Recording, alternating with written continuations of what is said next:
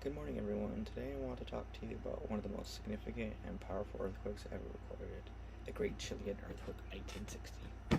This catastrophic event struck on May 22nd, 1960 at 3:11 local time with a staggering magnitude of 9.5.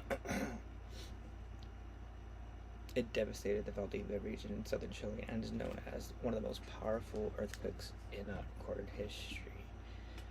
Let me share a bit more about the event. Imagine the ground shaking up so violently that the buildings collapse and the earth opens up in places.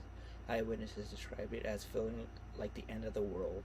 One survivor said it felt like the end of the world. The ground roared and everything around it crumbled. Although I don't have a personal or familial connection to this event, its impact on the region and the world was profound. Here on this slide, you can see a map highlighting the Valdivia, the epicenter of the earthquake. Let me see right here. As you can see, the epicenter right here and right here. Not only was it an earthquake, but the after effect of this led to a devastating tsunami later down right after the earthquake.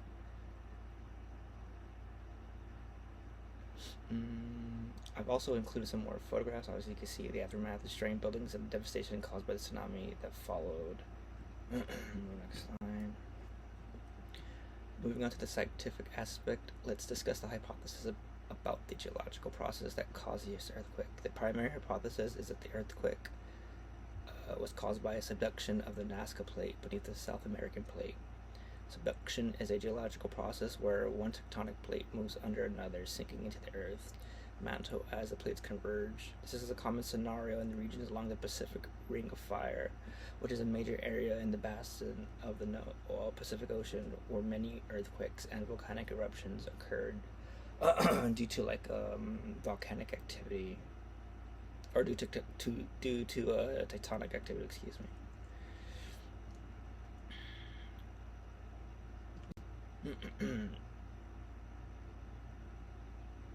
Now let's dive into the tectonic setting of this region. Southern Chile is located near the boundary between the Nazca and the South American plates.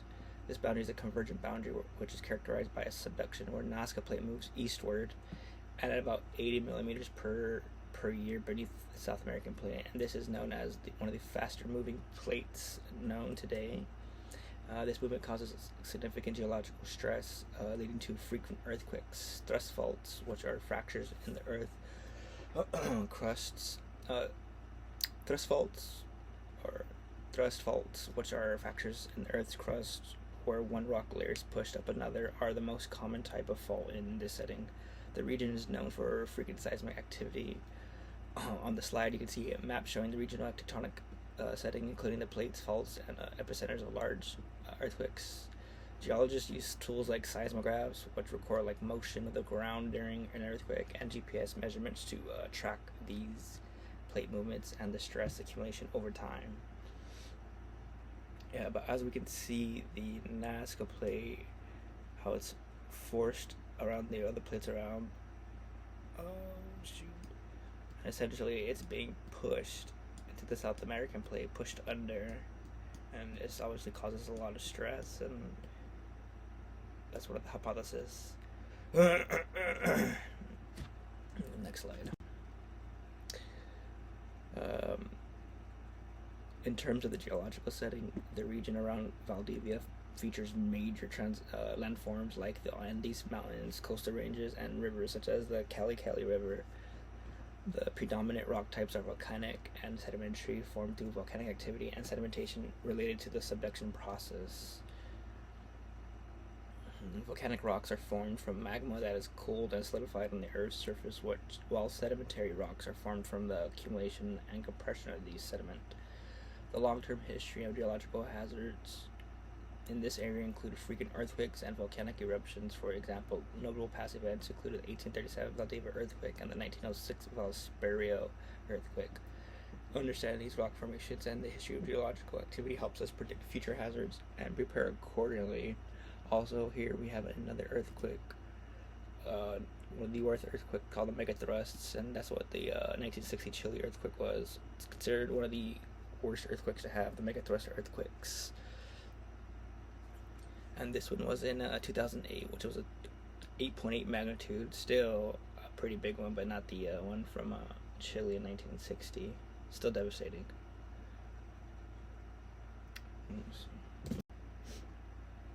As we see from this picture of the slide of the Nazca plate, it's one of the younger plates created 29 million years ago. You see this video plays for us how it was created and moving in today's time.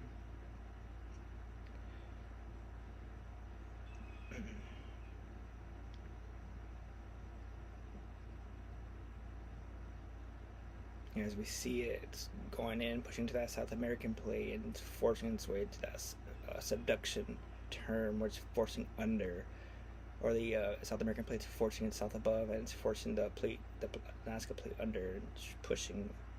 And that's where you can see where we have our issues. What did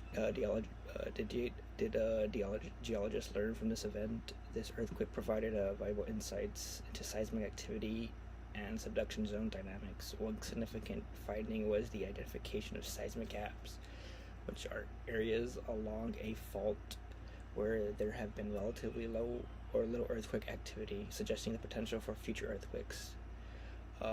Further research improved our understanding of subduction zones, mechanics, and earthquake generation. Enhanced tsunami models were developed to predict the impacts of similar events. The models stimulate the behavior of tsunamis, helping to forecast the arrival times and the potential extent of flooding. These findings have informed seismic hazard assessments and emergency preparedness strategies worldwide. Next slide. As you see in this slide, here's the aftermath of that tsunami from the earthquake. Let's see if the video plays. As you see, the epicenter hit, the earthquake spread out. We see it slowly spreading it. Oh, let's see if it plays out. But all this is tsunami from the after effect of the earthquake. And as we notice, where exactly is it hitting on? It's highlighting the ring of fire that is commonly found all over the world, but specifically the Pacific region, our ring of fire. Interesting.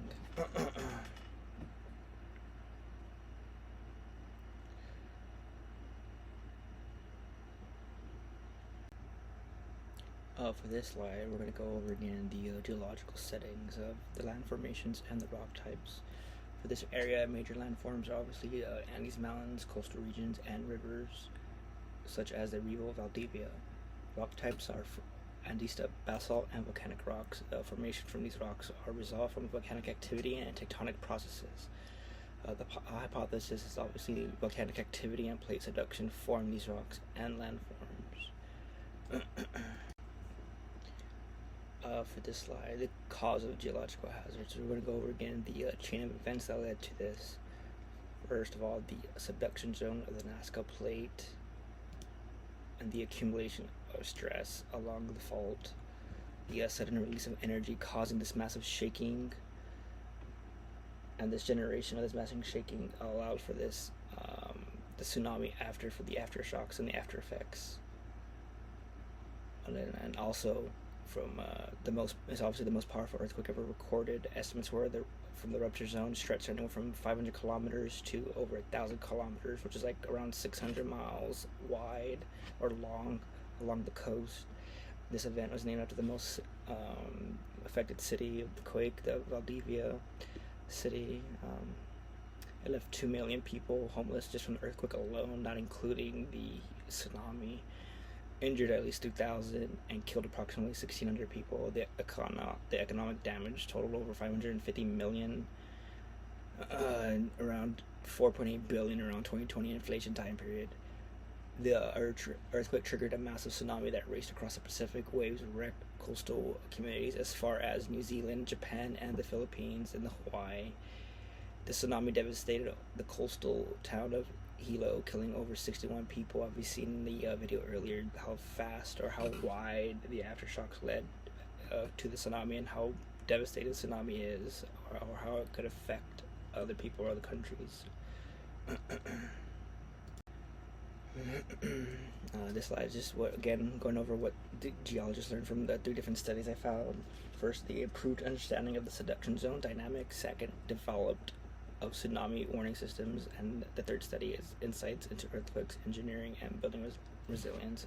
Again, just going over what we learned in this slide from earlier.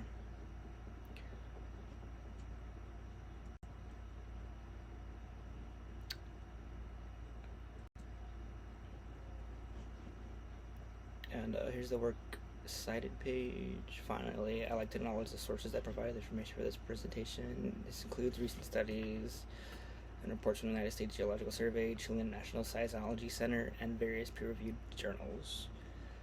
The detailed list of works cited can be found on this slide. Thank you for your attention. Now I'd like to open the door for some questions or open-ended questions that could be introduced in the discussion. I don't think I'll be making it for the live presentations, but here's a couple questions I'd like to ask y'all. How do you think the advancements in earthquake and tsunami early warning systems can be further improved to protect communities? What are some of the environmental and public health impacts that can result from a massive earthquake and tsunami, and how can communities better prepare for these? Third question could be, considering the geological setting of other subduction zones around the world, what lessons from the 1960 Chilean earthquake can be applied to those regions? And I guess lastly, how can we balance the economic costs of constructing earthquake-resistant infrastructure with the need to protect human lives and property without damaging the environment as much as we have already as a society? Feel free to ask any other questions or share your thoughts on the subject, and I'll be happy to help. Thank you.